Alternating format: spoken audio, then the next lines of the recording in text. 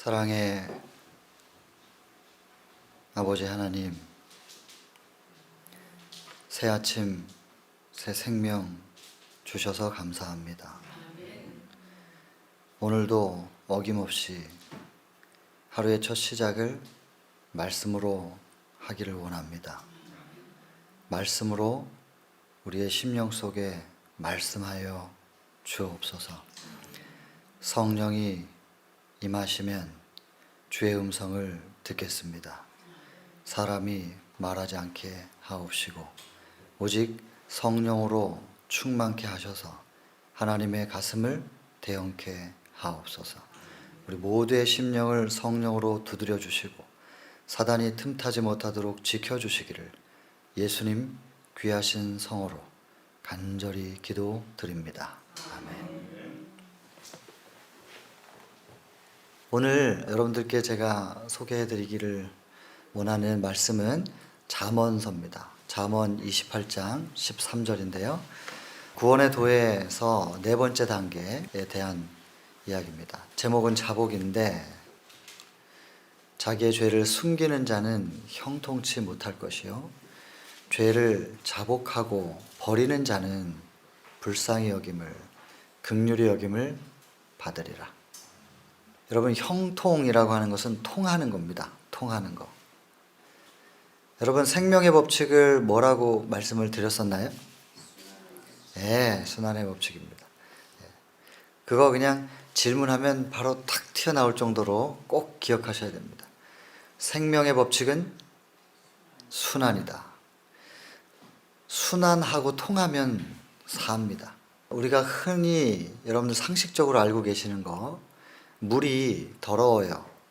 더러운 물이 있다면 그 물을 깨끗하게 하려면 어떻게 하면 됩니까? 흐르게 하면 되는 거죠.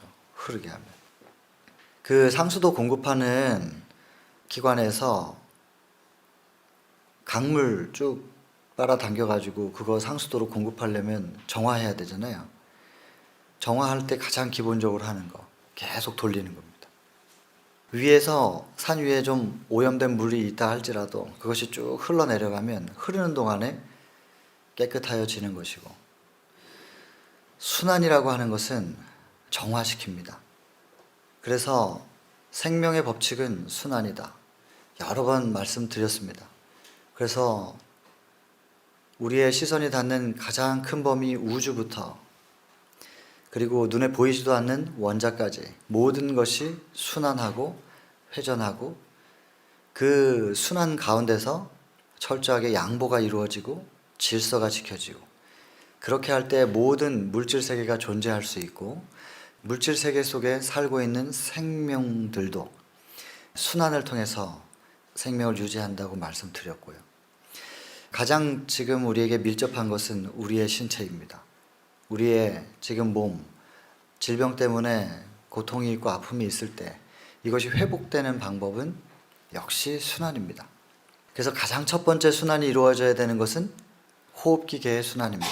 숨이 제대로 쉬어져야 되는데 코와 입을 통해서 공기가 들어가고 그것이 폐에서 산소만 걸러져서 혈액에 얹어지고 그 혈액들은 특별히 적혈구들이 그것을 이동시켜서 신체의 각 기관과 가장 최소 단위인 세포까지 전달하는, 그렇게 되면 세포는 그 공기를 받아서 연소시키고 포도당, 당분과 섞어서 연소시킵니다. 그렇게 하면 열이 발생하고 그 열은 힘이 되는 거죠.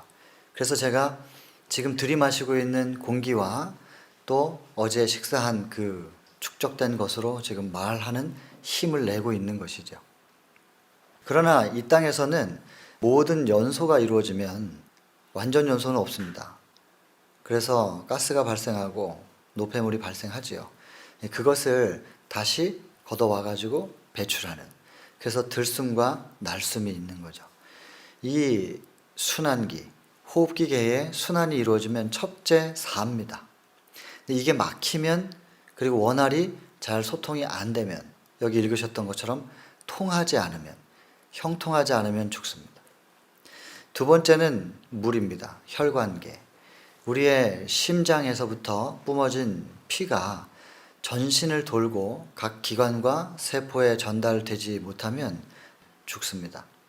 그래서 좀 전에도 말씀드렸지만 산소를 공급하는 것도 결국에는 혈액이거든요. 그래서 혈액은 세 가지로 구성이 되어 있죠. 적혈구, 백혈구, 혈소판. 그래서 그 적혈구들의 순환이 이루어지지 않으면 산소 공급도 안 되는 거니까요. 그래서 두 번째는 피의 순환입니다. 혈액의 순환. 세 번째는 소화기계의 순환입니다. 우리가 무엇을 먹었을 때 그것이 소화가 되고 영양소들이 흡수가 되어서 역시 혈액에 실립니다. 그러면 그 혈액들이 역시 적혈구가 하는 역할인데 그것을 신체 각 기관과 세포에 전달하지 못하면 아무리 우리가 숨을 쉰다 할지라도 태울 수 있는 재료가 장작이 없으면 불이 안 붙죠. 불쏘시개가 없으면 불이 붙지 않는 것처럼 우리의 영양은 장작의 역할, 불쏘시개 역할을 하는 것이죠. 그래서 이 세 가지의 순환이 이루어지지 않으면 사람은 즉시 죽습니다. 시간차가 좀 있지만 공기의 순환이 이루어지지 않으면 5분, 물이 공급되지 않으면 일주일, 영양이 공급되지 않으면 한 달 좀 넘게 6주 정도 이후에는 굶어 죽습니다. 또 혈액의 순환은 역시 한 5분이면 죽게 되죠. 혈액순환이 멈춰지면. 형통이라고 하는 것, 통한다라고 하는 것은 순환을 얘기하고 있는 겁니다. 그런데 이 형통, 순환이 멈춰질 때가 언제냐 하면 성경에서는 자기 죄를 숨길 때, 자기의 죄를 숨기는 자는 형통치 못하다.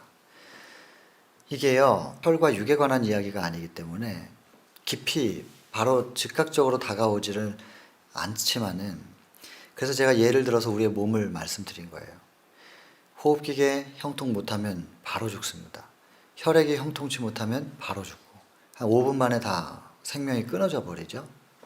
그런데 이 죄를 숨기는 자에게 형통치 못함이 일어나는데 이것을 5분 만에 즉각적으로 삶과 죽음으로 결부시키면 살아남을 사람이 별로 없어요. 그래서 하나님께서 은혜를 주시죠. 죄를 깨달을 수 있도록 은혜를 주시는 겁니다. 근데 이 은혜의 시기는 항상 우리에게 악용되어 왔었습니다. 인간에게. 그래서 자비를 베풀면, 그리고 너그럽게 하면 계속해서 그것을 악용하여 더 내가 범죄하는데 명분으로 사용하고, 슬픈 일이죠. 사랑을 사랑으로 받지를 못하고 사랑을 주면 그것을 자꾸 악용하고 이용하고 또 배신하고, 참 그게 나쁜 거예요. 사랑해줬는데 그거 배신하면 참 나쁜 거죠. 아무튼 죄를 숨기는 자는 형통치 못하다 했습니다. 그러면 이제 그 다음엔 반대가 나오겠죠? 반전이에요. 죄를 숨기지 않고 뭐 하는 자? 자복하는 자는, 자복하고 또 뭘 해야 되네? 버리는 자는 불쌍히 여김을 받으리라. 비록 자기가 정말 파렴치한 죄를 졌다 할지라도 솔직히 자복하고 인정하면 용서함을 받을 수 있는 긍휼을, 불쌍히 여김을 받는다는 것입니다. 근데 자복까지는 좀 받아들여지는데 이 버리는 자라고 하는 이 단어, 이게 참 성경을 읽다 보면 다 걸림이 됩니다. 여러 번 말씀을 드린 것 같은데 죄를 버리려고 결심해서 버려지면 참 좋겠는데요. 이게 잘 버려지질 않습니다.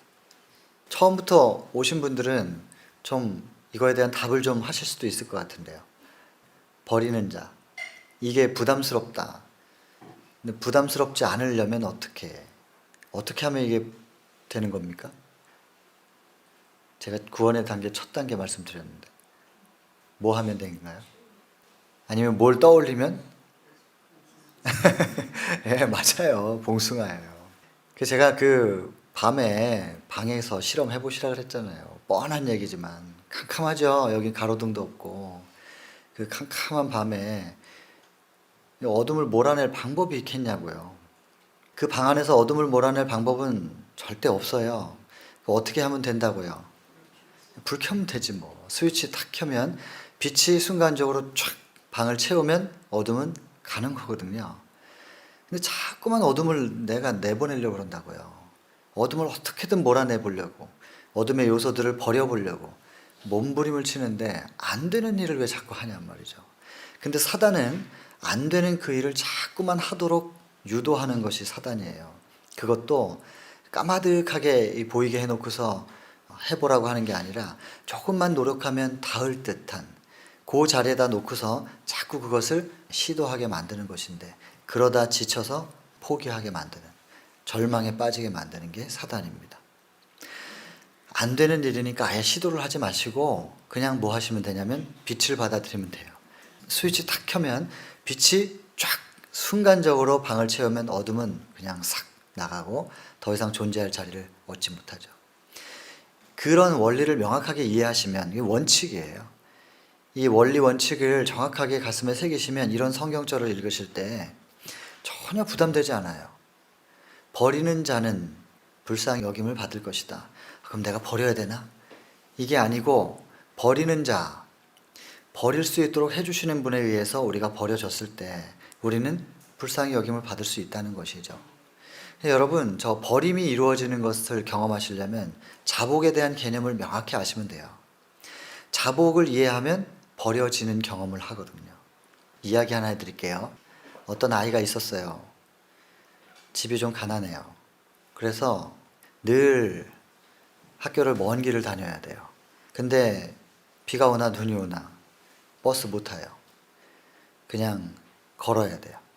버스도 잘 없는 시골이긴 하였으나. 그래서 걸어서 학교를 다니는데 한 10리 다녀요. 초등생의 한테 10리는 좀 많이 부담스러운 거리이죠. 그리고 학교를 갔다 돌아오는 길에는 친구들은 늘 갈등해요. 어머니한테 받은 그 버스비 80원.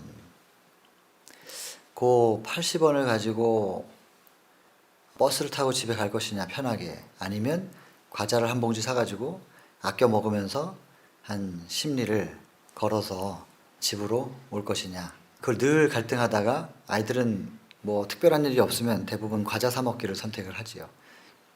동네 아이들이 같이 그거를 사가지고 먹으면서 오고 했었는데, 이 아이는 뭐 그거를 사 먹지를 못해요. 그래가지고 뭐 하나만 줘, 하나만 줘, 한 입만 줘 이러면서 얻어먹으면서 다니고 그럽니다.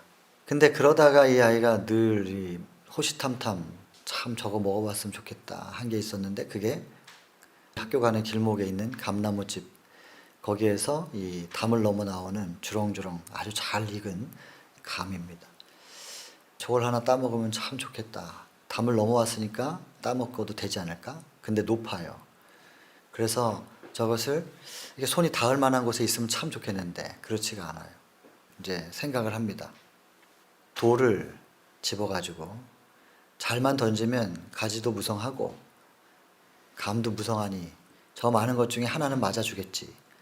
그리고선 탁 던지면 감이 똑 떨어질 것 같은 거에 너무 잘 익어서, 그러면은 먹을 수 있겠다 하고 돌을 던집니다.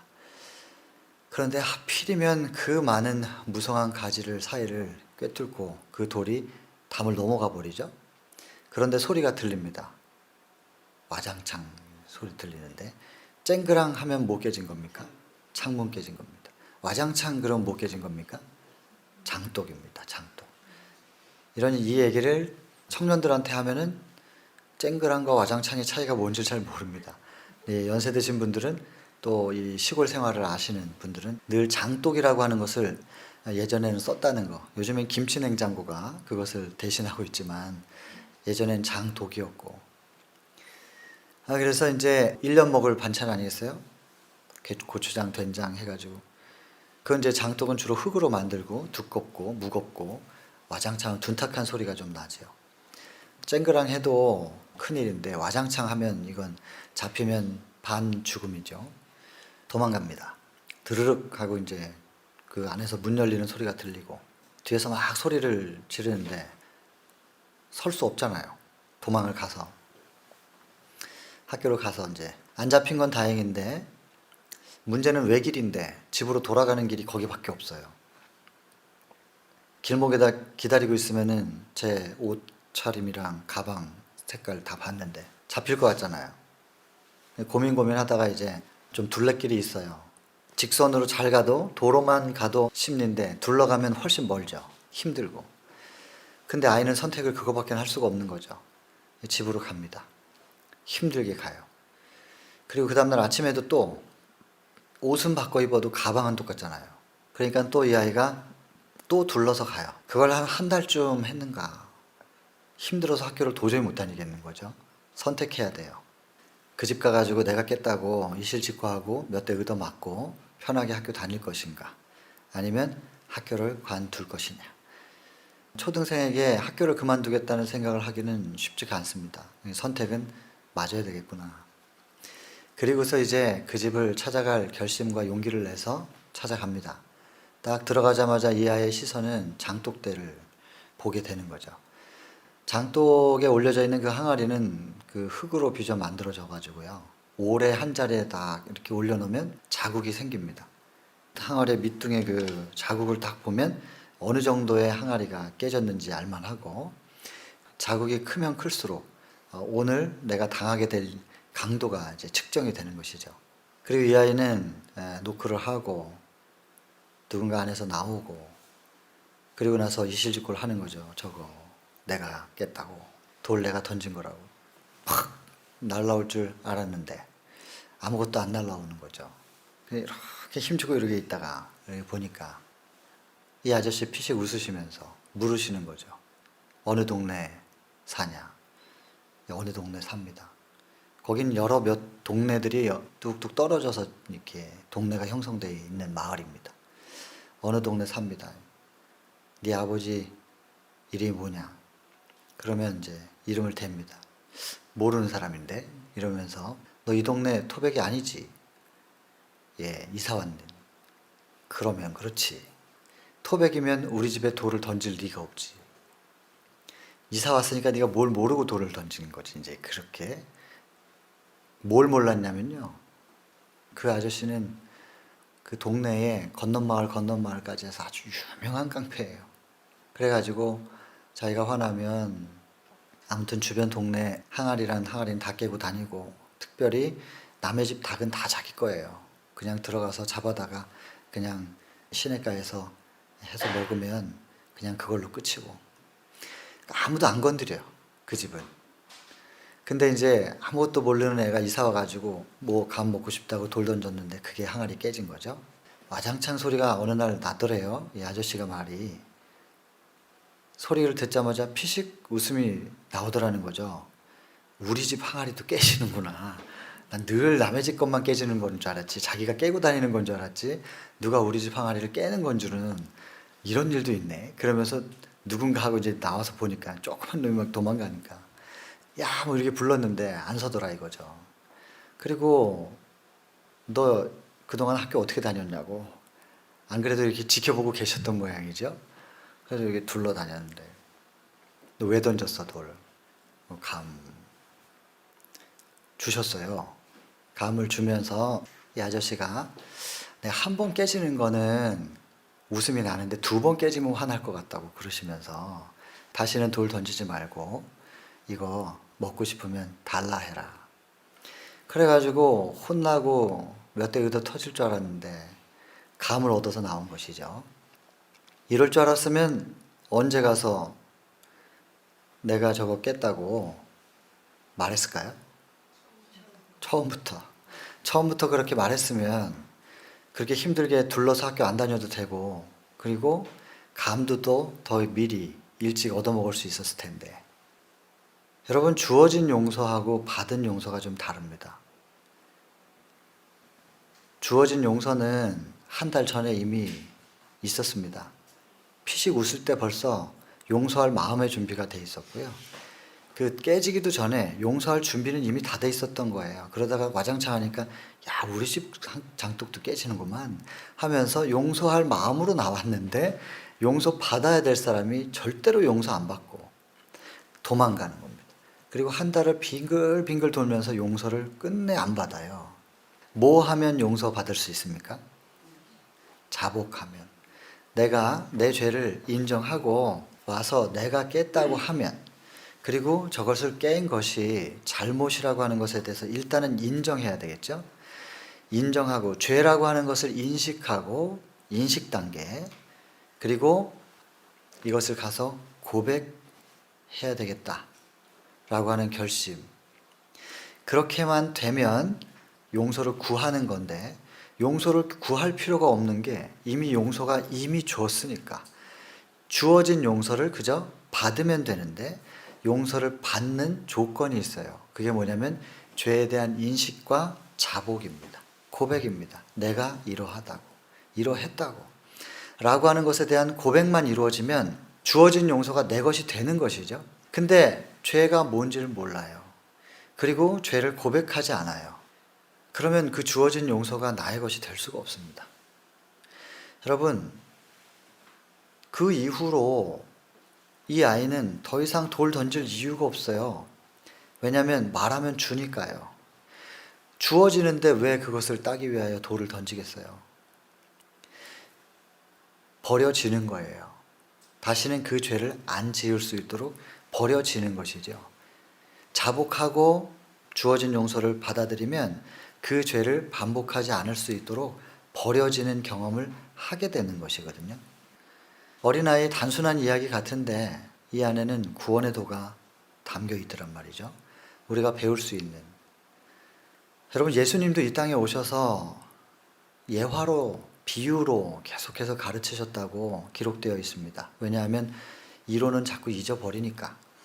개념 정리, 논리는 자꾸 잊어버리지만 이야기는, 그리고 실물 교훈은 눈에 무언가가 시선이 닿는 것을 통하여 그렇게 전달된 내용들은 기억이 잘 되고, 또 예수께서 하늘로 승천하시고 나서도 예수께서 비유로 들어서 말씀하신 내용들을 상기시켜 줄 만한 매개체들을 볼 때마다 예수님의 가르침은 생각났다고.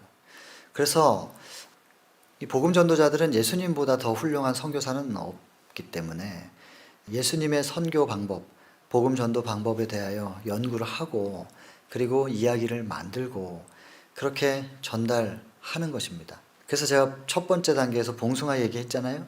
여러분들이 이제는 봉숭아로 물드는 것에 대해서는 잘 기억을 하시는 듯합니다. 그래서 물들어가는 것이다. 내가 사랑하는 척, 착한 척. 제가 결심을 하는 게 있어요. 뭐냐면 착한 척 좀 하지 말자. 실제로 안 착해요. 실제로 이게 그렇게 하고 싶지 않은데 이렇게 해야 착해 보일 것 같아서. 그래도 선교사는 이 정도는 착해야지, 하나님 믿는 사람들이 이 정도는 착해야지 하면서 착한 척을 해요. 그리고 그것이 근데 나쁜 건 아니에요. 예의를 갖추고 도리에 맞게, 그리고 선하게 행동하려고 몸부림을 치고 있는 거죠. 그게 나쁜 건 아닌데 하나님 보실 때는 불쌍하죠. 안 되는데 억지로 자꾸 만들어 가려고 그러니까 얼마나 불쌍해요. 그래서 그렇게 안 되는 걸 억지로 하지 말고, 내가 물들면, 너가 나로 물들면, 예수 그리스도만한 의와 선이 어디 있어요? 예수 그리스도만큼 사랑이 어디 있어요? 그건 절대적 사랑인데, 불변의 사랑이고 변하지 않는 사랑이 하나님의 사랑의 원칙인데, 그 사랑으로 우리가 물들면 착한 척을 해서 되는 게 아니고, 그렇게 하려고 해서 되는 게 아니고요, 그분으로 물든 빛깔이 발산이 된다고요. 그냥 그렇게 자연스럽게 선과 의가 나가는 거라고요. 자연스럽게 억지로 만들어낸 선이 아니고요. 그리고 그분의 임재의 향기가 그냥 자연스럽게 나가는 거예요. 그거 감출 수 없어요.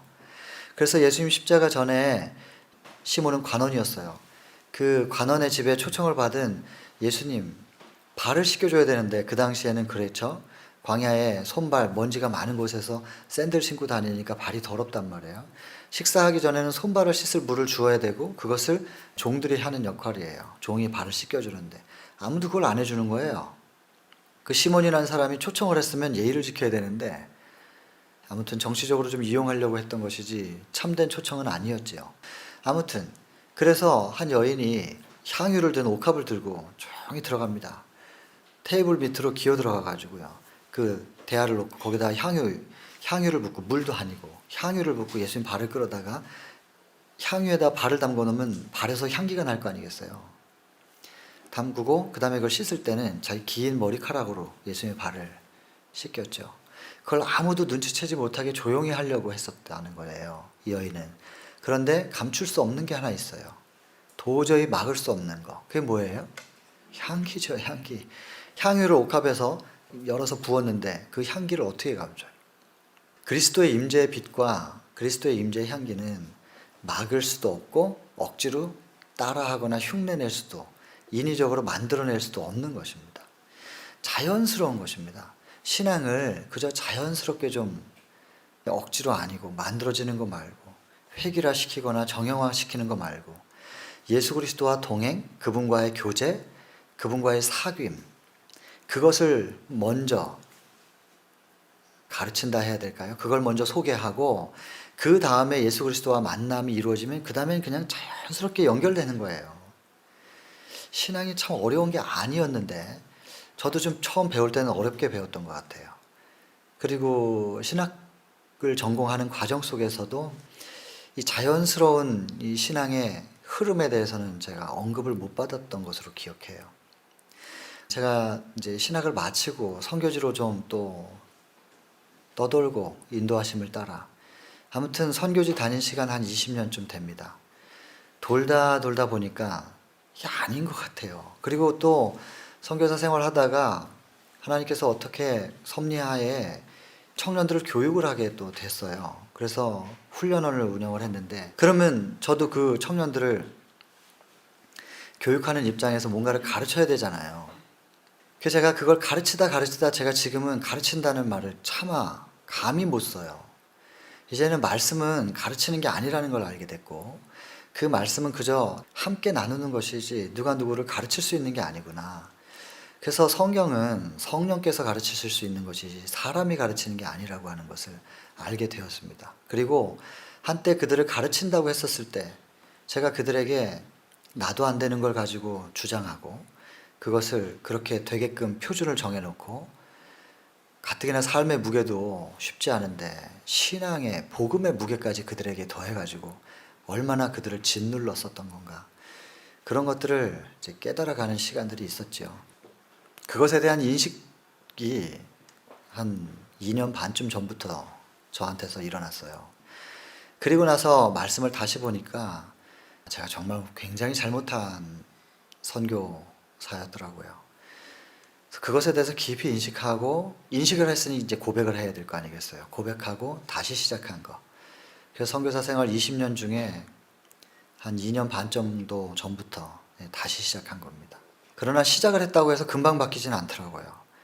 새로 말씀을 보고 꼼꼼히 무엇이 잘못됐는지에 대해서 다시 살피고 하면서 정리가 되어진 것. 그 정리가 이제 좀 거의 마무리가 된 것 같아요. 그리고 그 정리를 도와준 책이 있었는데 그 책이 정로의 계단.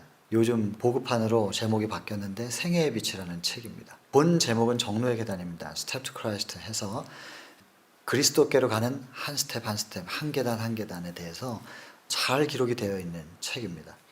그 단계를 보면 이렇습니다. 첫 번째는 1장, 인류를 향한 하나님의 사랑입니다. 그 사랑의 이야기를 제가 내용을 좀 설명하면 조금 딱딱하게 느껴지실까봐 봉숭아잎 프로 설명드렸습니다. 그래서 하나님의 사랑이 십자가에서 흘려진 그 피로 온 우주를 다 덮었습니다. 그것을 내가 받아들이기로 결심만 한다면, 그래서 자꾸 언급드렸던 성경 말씀이 계시록 3장 20절이잖아요. 우리 마음 문을 계속 두드린다. 처음부터 두드리셨어요. 예수님은 이 땅에 초림하실 때 요셉과 마리아와 함께 그 뱃속에서 어디 아이를 낳아야 되는데 공간, 그런 장소가 없어가지고 계속 두드리는데 문이 안 열려요. 누가복음 2장 7절에 보면 그렇게 돼 있잖아요.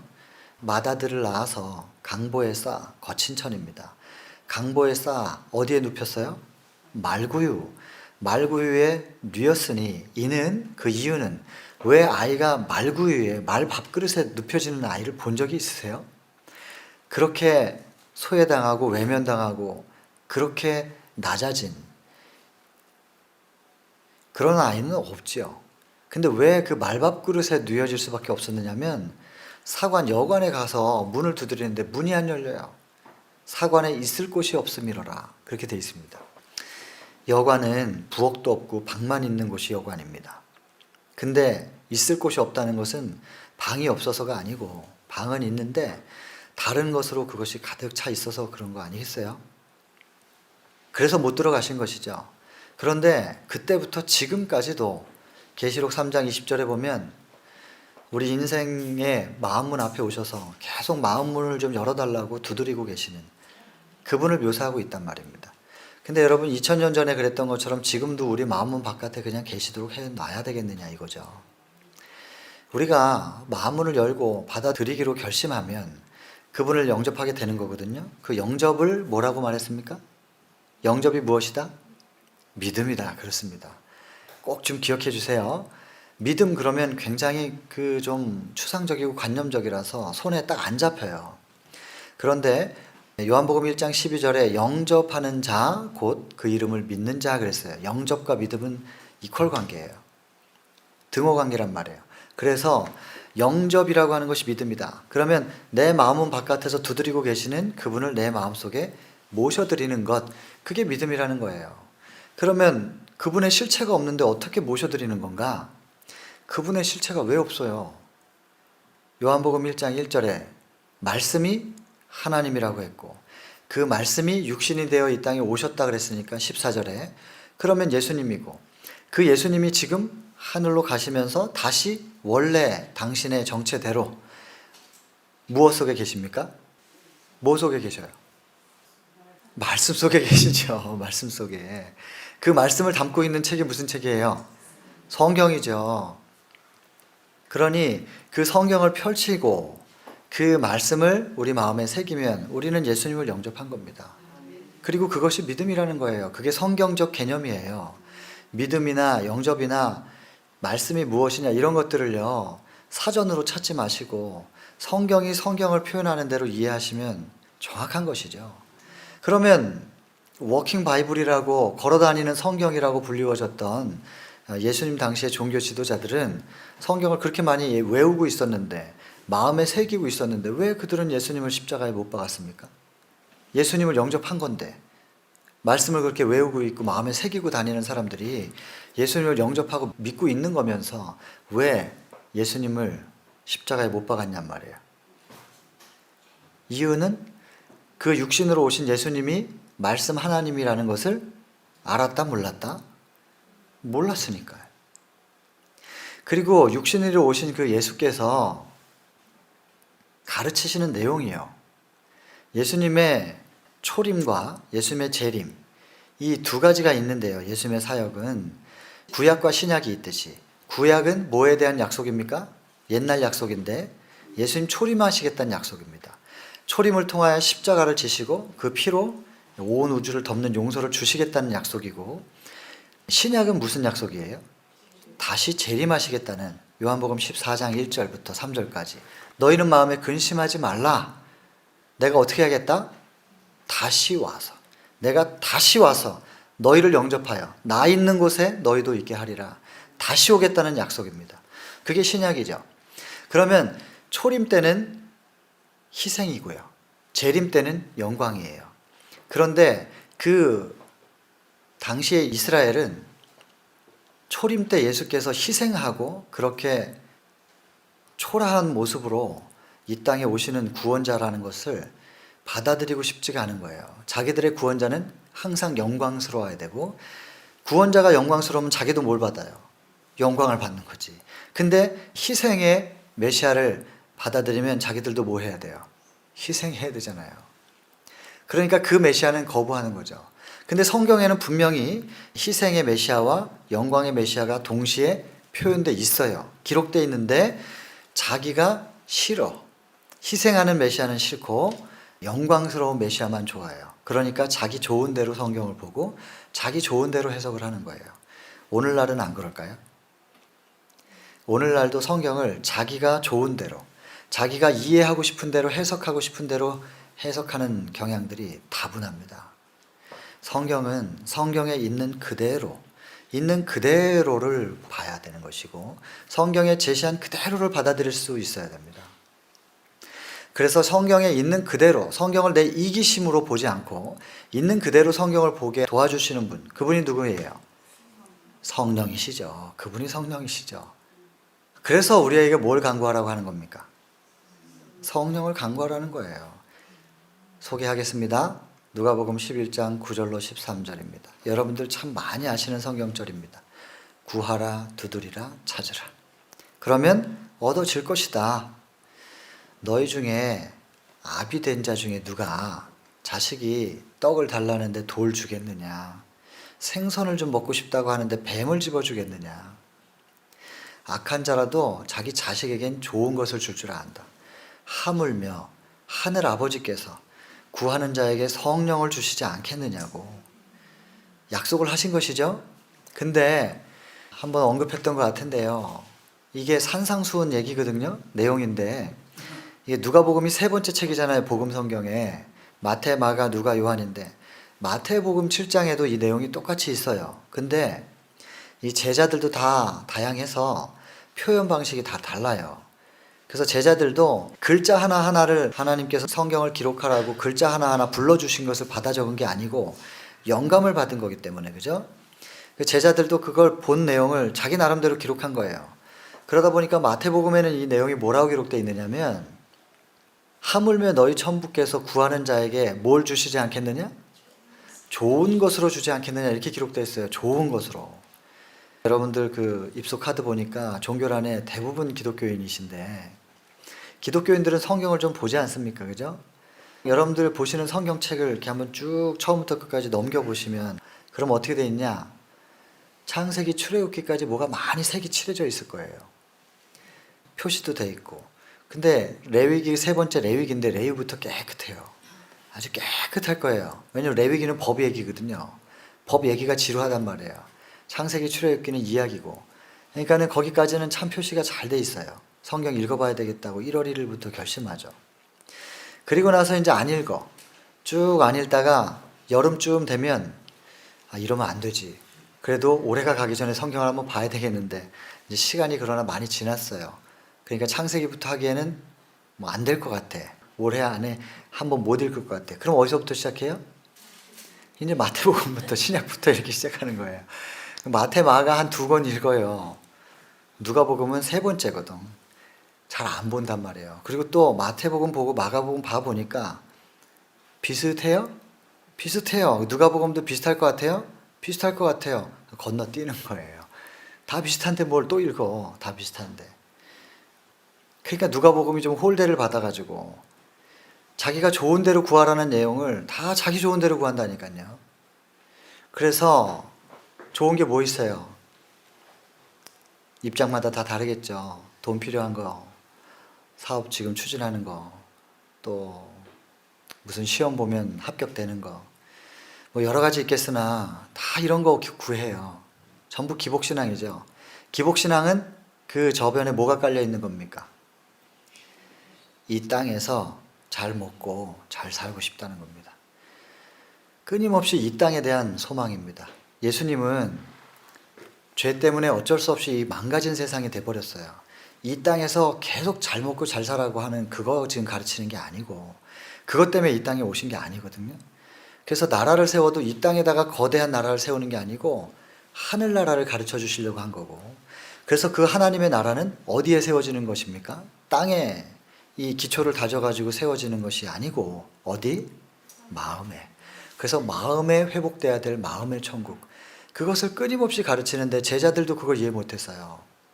그래서 끊임없이 이 땅에다 나라 세우고 거기에 자기들이 한 자리 해먹겠다고, 어떤 기득권이 돼보겠다고. 예수께서 그것을 이해시키고 그들이 가지고 있는 소망의 고정관념을 깨트리는데 혼신을 다하셨습니다. 참 깨달음이 더디었던 것이죠. 여러분, 우리가 올바로 이해하기 위해서는 반드시 무엇이 필요합니까? 성령이 필요합니다. 그래서 여러분들 눈 뜨자마자 기도하셔야 될 것은 성령을 주십시오. 약속하신 성령을 구하는 자에게 누구에게나 주겠다고 했으니까 하물며 너희 천부께서 구하는 자에게 성령을 주시지 않겠느냐.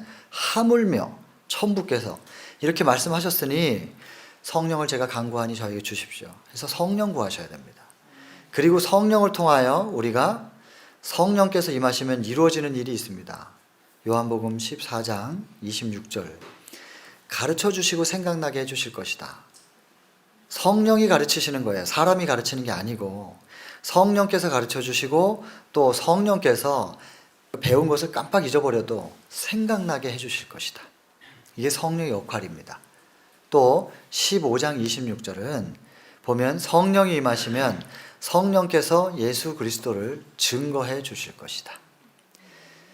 말씀을 통하여 우리가 우리 마음대로 해석하는 게 아니고 말씀이 증거하고 계시는 예수 그리스도를, 말씀이 증거하는 예수님을 성령께서 깨닫게 하시고 인식시켜 줄 것이다. 성령께서만 메시아를 제대로 증거해 줄 수 있다.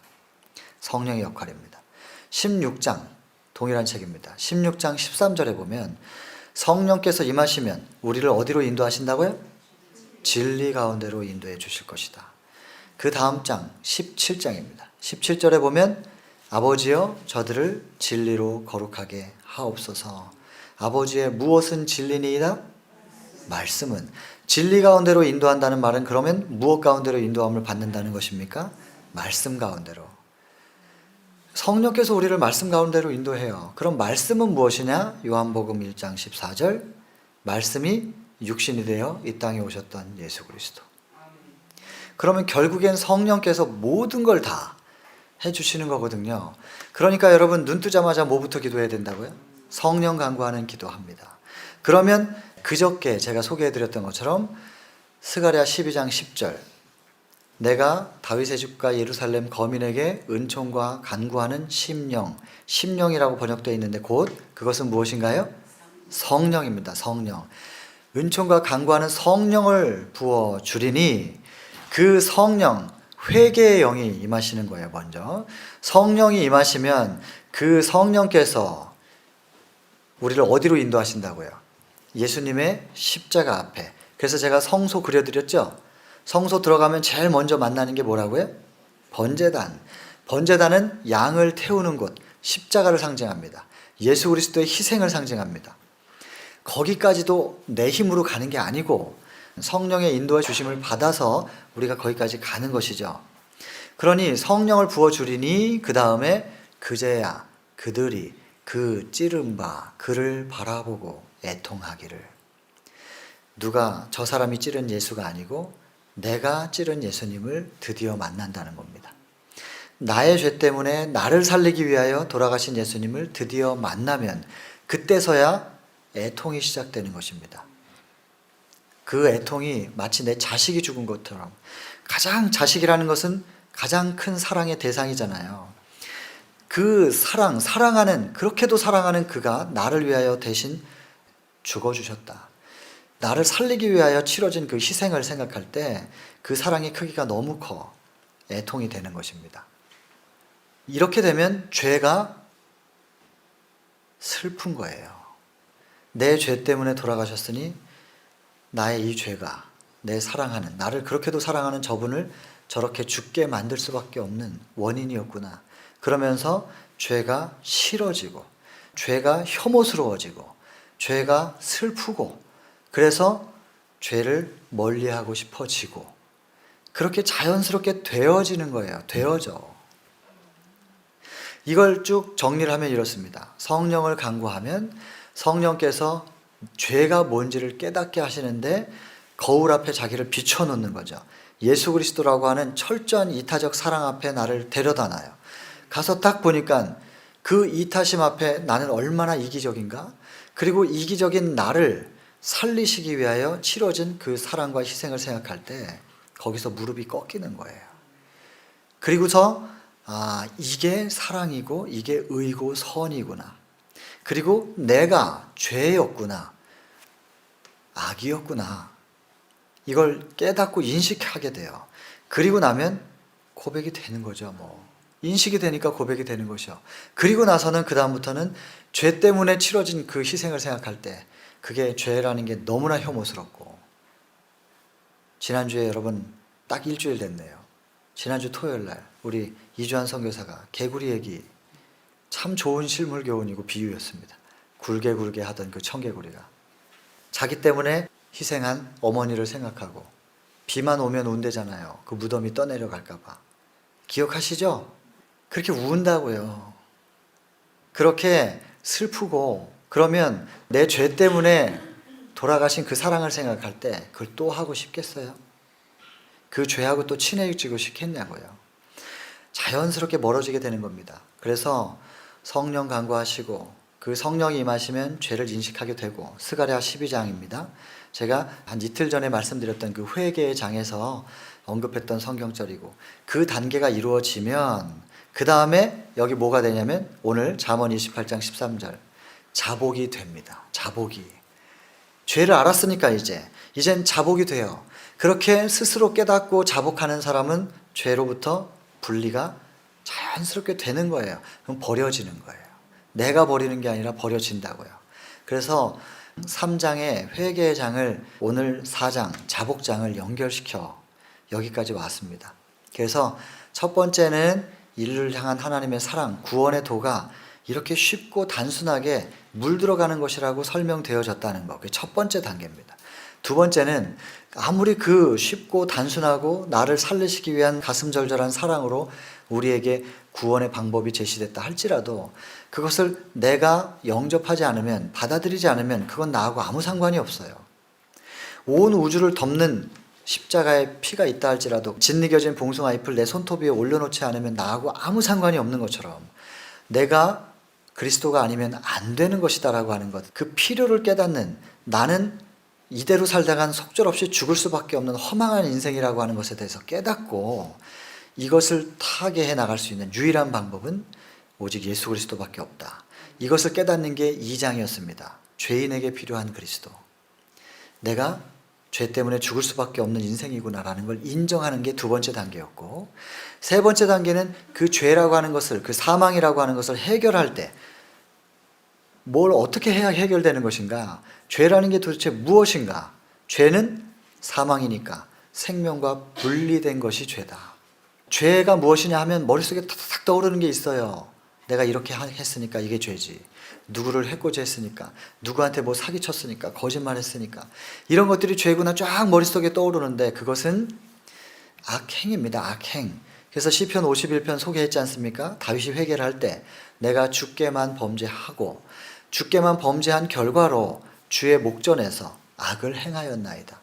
죄가 지어지니까, 범죄하니까 악한 행동이 나오는 것이지 악한 행동 자체가 죄는 아니에요. 죄 속에 포함되어 있는 것이지 그것이 죄의 근원이 아니에요. 그것이 죄의 근원이라고 생각하면 자꾸 악한 행동한 것만 회개해요. 살인했습니다. 거짓말했습니다. 뭐 했습니다. 이거 잘못했습니다. 그래 놓고 또 하나요? 또 하죠. 또 하죠. 왜냐하면 죄의 근본을 해결을 못했기 때문에 계속해서 또 하는 거예요. 근본이 뭐냐? 생명 되신 그분과 분리된 게 죄예요. 그래서 다시 연결되는 관계 회복부터가 돼야 진짜 회개란 말이에요. 그게 생명과 딱 연결될 때, 그분으로부터 생명이 공급되고 그분으로부터 사랑이 공급될 때, 그 사랑이라고 하는 절대적 이타심 앞에 내가 비춰지면, 그리고 그 이기적인 나 때문에 희생된 그분의 사랑 때문에 애통하면 그 슬픔이 다시는 죄와 접촉하지 못하도록 우리의 마음을 붙들어 준다고요. 그러다가도 깜빡 놓치면 있잖아요. 예수님을 깜빡 놓치면 금방 바로 빠져요. 함정에. 그게 인간이라니까요. 그래서 한 번 딱 쳐다보고 회개한 걸로 끝나는 게 아니고 계속해서 그분을 바라보고 있는 것, 그분을 계속해서 마음에 모시고 있는 것을 유지해야만 우리는 안전한 것입니다. 우리 힘으로는 절대 안 됩니다. 그분과 순간만 분리되면 즉시 다윗처럼 그냥 범죄하게 되는 것이죠. 그래서 항상 그분이 입혀주신 가죽옷으로 딱 우리를 덮고 있어야 본성에서 올라오는 가시와 원건키가 자라서 우리를 점령하지 못하게 되는, 그분에 의하여 컨트롤되는, 붙들림 바 되어서 계속해서 의와 생명적으로 살아갈 수 있는 구원의 도가 지금 한 단계 한 단계 우리에게 쓰여져 있는 것입니다. 저 영감의 글에 참 영감의 글입니다. 읽으면 읽을수록. 그래서 그 회개가 있는 거예요. 회개의 장. 그것과 연결해서 제가 오늘 자복장을 말씀을 드렸습니다. 여러분, 정말로 성령의 인도하심을 따라서 죄에 대한 인식이 이루어지면요, 그 죄 때문에 죄를 슬퍼할 수 있게 되면 자복하게 되고, 그렇게 되면 죄로부터 자연스럽게 분리가 됩니다. 자연스럽게 그분의 임재가 이루어지면 그분의 빛깔은 자연스럽게 발산되고 그분의 향기는 자연스럽게 퍼져나가는 것이지 우리가 만들 수 없다. 우리가 죄와 분리될 수 없고 우리가 죄를 버릴 수 없다. 어둠을 우리가 몰아낼 수 없다. 요거에 대한 명확한 이해를 하시고 나면 신앙이 더 이상 부담스럽지 않습니다. 즐겁고 행복하고 더 그분에게로, 비록 내가 더러울지라도 그분에게로 더 나아갈 수 있는 용기, 그리고 그 뻔뻔스러운 영적 뻔뻔스러움을 여러분들이 갖게 되는 것이죠. 이것이 죄에 대한 경각심을 낮추게 하는데 이용되지 않기를 바랍니다. 이 시간에 언급된 말씀들이 그저 그분에게로 그냥 아버지, 심지어 아빠 하면서 달려갈 수 있는, 상처 입었을수록 더, 더러워졌을수록 더 만신창이가 되어서 진흙탕에 굴러서 다 더럽혀졌다 할지라도 그럴수록 더 아빠 하면서 달려갈 수 있게 되기를 바랍니다.